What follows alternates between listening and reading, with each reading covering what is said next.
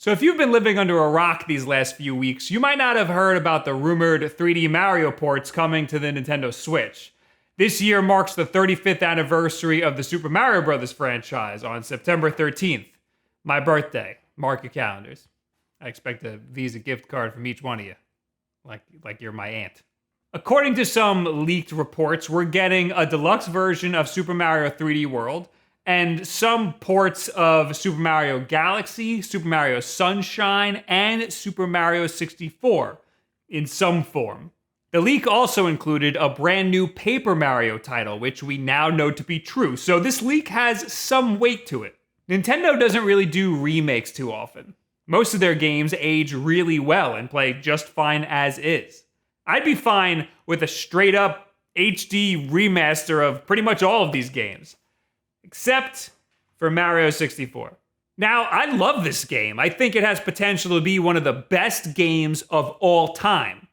But I think given the advancements in game design and technology since 1996, this game needs a ton of work. I say, redo the whole damn thing.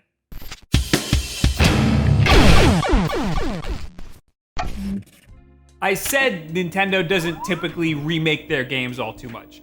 They do have a history of remaking some of their home console games for mobile devices. Also, there's Super Mario All-Stars.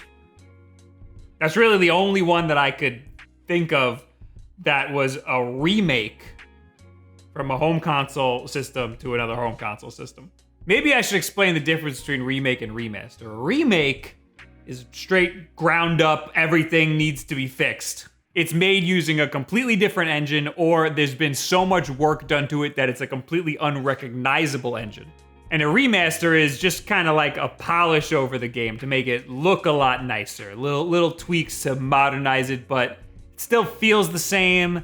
And at its core, it's the same game. It's built using the same stuff that made the original one. So, Wind Waker, remaster. Final Fantasy VII, remake. Super Mario 64 already got a remake on the DS, and it's a very good remake. They added new characters to play as, and they added 30 more stars on top of the original 120. They also made a couple of fun little changes to some of the levels. But the mechanics largely feel the same. They fixed some things that desperately needed improvement, like being able to turn on a dime, which we'll talk about later. But ultimately, it still has the stiff, sort of sludgy Mario 64 movement mechanics, which for the most part are good. They've just been done much better in recent games. The N64 has some fantastic games, but that generation suffered from a lot of technical problems. It was the first time anybody's really seen a fully 3D game console, so 3D game design was in its infancy, so not a lot of these developers really knew exactly what they were doing.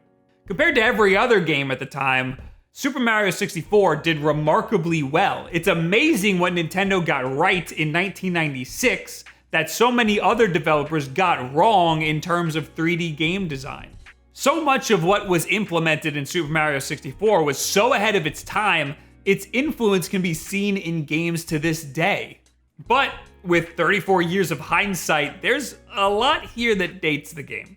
It could benefit greatly from some changes here and there. Super Mario 64 is one of the best games of its generation, but it's the generation that's holding it back from being one of the best games of all time.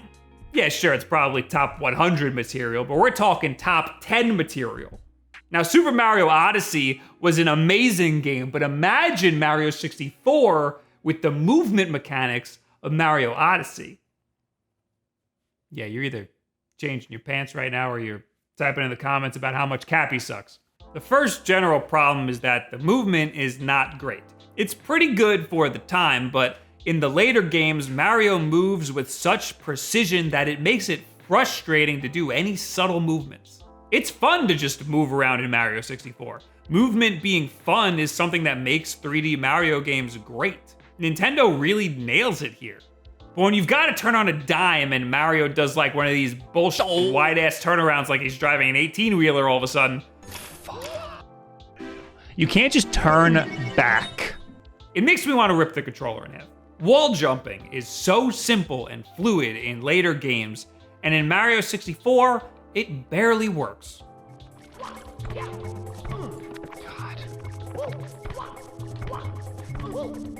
Whoa! The movement mechanics are argument enough for a full HD remake. If they just wanted an HD remaster, they could just change some of the models and the textures and be done with it. But if they want to change the movement mechanics to be less clunky, they might have to change some of the level design too. For example, if they modernize the wall jump, some levels might just be too easy. My least favorite thing about Mario 64 is the camera. On a modern controller, you have a left stick and a right stick. And in third-person games, the left stick controls the movement and the right stick controls the camera. Back in 1996, developers didn't know how to account for this third axis of movement. So Nintendo was like, fuck it, let's slap 3 input devices on this thing. You can move the camera around with the left and right C buttons, but it moves a set amount. And since the camera is an actual object in the environment, it gets stuck inside walls and behind objects all the time. It also only has a full 360-degree rotation in some levels. Other levels lock the camera to being able to rotate a set amount of times. Since the camera was a movable object, Nintendo thought there needed to be an in-world explanation for why we were viewing Mario from a third-person perspective. So they made it Lakitu. Just map the camera to the right stick and remove Lakitu, for the love of God. Up on the C stick can be mapped to a shoulder button for the first-person view. Easy fix. A free-look rotating camera is also a major change that would probably make this more of a remake than a remaster. Also, Mario 64 is an ugly-ass game. The story goes that they packed so much into it that they ran out of room on the cartridge, so they had to save some space with these garbage, flat, low-resolution textures. And very short patterns. Most of Mario 64 is flat, so these bad textures are pretty prominent. The rest of Mario 64 is actually really pretty. The characters, the objects in the world, the environments. It's just a shame they're wrapped in this bland mush. I think this requires more work than just implementing an HD texture pack, which is something you can do right now with mods. But as you can see, that's probably not enough. Give it some of that Nintendo polish, please. The DS version actually looks pretty good with some updated textures, but it's running at 256 by 192 resolution, so we could do better than that. Now, some of you might have heard about the recent Mario 64 PC port. It's unofficial. Some modders got their hands on the original source code of Mario 64 and turned it into its own encapsulated executable file that runs on Windows. Any widescreen footage you see of Mario 64 in this video is the fan-made PC port. The program itself is pretty bare bones and there's not much to it. Its biggest claim to fame is that it was 4K, but emulators can make the polygons 4K too. The textures are still gonna be ass. It instantly connected to my Xbox One controller, which is more than I could say for most emulators. I've been referring to it in the past tense because Nintendo shut that shit down almost immediately. You can't find it anywhere anymore. And don't ask me for it, and don't ask anybody in the comments for it. I don't want any trouble. But anyway, this PC port fixed a couple of problems with the original game. For one, it's now widescreen. This might not sound like a big deal, but being able to see more of the left and right sides of the screen actually helps tremendously. It also was able to fix some of the frame rate issues. Almost all N64 games ran at sub 30 frames per second, with wildly unstable frame rates. Mario 64 usually ran somewhere between 20 and 30 frames per second. Getting a cool 60 out of it would be mighty nice. But that's another thing that I'm able to get out of my emulator, so honestly, I still don't see what the big deal is about this PC port. The PC port also has the option for increased draw distances. Now, I didn't get to play around too much with this because I had no idea how to actually do it, but the draw distances in Mario 64 are pretty abysmal. Of course, it's more aesthetically pleasing to be able to see the hustling, bustling world in front of you, but it also gives you the tactical advantage of actually seeing all of the stuff you need to do. Like, for example, the stars, or maybe the locations of some of the red coins, if they're out in the open.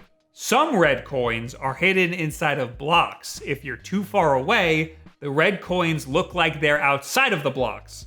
You can't break these blocks underwater, so it makes one particular red coin puzzle extra frustrating. But if we implement all of this stuff that the PC port already has, then we would still be able to classify this as an HD remaster, not necessarily a remake, which I'd be fine with, I guess. But fixing the clunky controls and the clunky Lakitu is enough to warrant little tweaks to the level design, which I think is enough to warrant a full HD remake. And if you're gonna go that far, then just give us a new level or two, you know? Then this thing will have potential to sell gangbusters and maybe be one of the greatest games of all time. Think about how much fun it was to just run around the Mushroom Kingdom in Mario Odyssey. Imagine that part, but it's the whole game. The Mushroom Kingdom ended up being endgame Easter eggs for 3D Mario games. Everyone loved being in this world. Now looking at it, it's not the best. Imagine a completely revitalized Mushroom Kingdom. Imagine the hype a remake would bring. I'm not saying it would be as epic as Final Fantasy VII, but it's the same generational leap we're talking about here. Even if you wanted to just play the original game right now, there's only 3 ways you can do that. Buy it for the N64, buy it for the DS, or buy it on the Wii U Virtual Console. I'd be happy with this game making it to the Switch in any capacity, but a full HD remake would be the optimal choice. Mario Galaxy is pretty much fine as is, and Mario Sunshine gets a lot of flack, but that game is also great. An HD remaster would be just fine for that. It's still much better than Mario 3D World. There, I said it. I can give 2 shits about a deluxe version of that game. So what do you guys think about us getting a remake or a remaster or Mario 64 on the Switch in any capacity at all? Leave it in the comments below. At me on Twitter and all of this other social media garbage. What else do you think a remake needs? Part of the rumor also said it might be kind of like an All-Stars collection, like the old Super Nintendo Super Mario All-Stars. That to me sounds like a reporter hearing all of these games coming to the Switch and then just saying, oh yeah, it's gonna be an All-Stars collection. So I don't know how true that part is. Anyway, we got new videos here all the time. We got a schedule on our pinned tweet over on our Twitter.